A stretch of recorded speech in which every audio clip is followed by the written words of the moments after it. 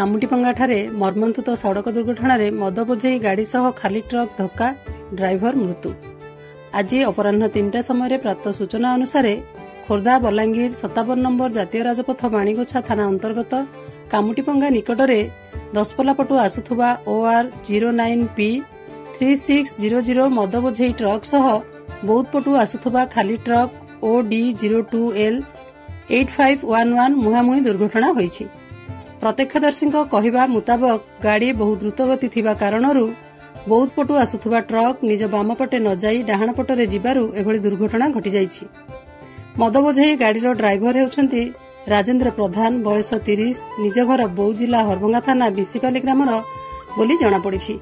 ହେଲେ ମୁହାଁମୁହିଁ ଦୁର୍ଘଟଣା ହେବାରୁ ଷ୍ଟେରିଂରେ ଚାପି ହୋଇ ଘଟଣାସ୍ଥଳରେ ମୃତ୍ୟୁ ଘଟିଥିଲା ଏବଂ ଜେସିବି ସାହାଯ୍ୟରେ ତାଡ଼ି ବାହାର କରାଯାଇଥିଲା ଏବଂ ଘଟଣାସ୍ଥଳରେ ବାଣିଗୋଛା ପୋଲିସ ପହଞ୍ଚି ଶବକୁ ଜବତ କରି ପୋଷ୍ଟମର୍ଟମ ପାଇଁ ଦଶପଲ୍ଲା ପଠାଯାଇଛି ଏବଂ ଏହାର ଅଧିକ ତଦନ୍ତ ଚାଲିଛି ବୋଲି ଥାନା ଅଧିକାରୀ ବିନୟ ପରିଡ଼ା ସୂଚନା ଦେଇଛନ୍ତି।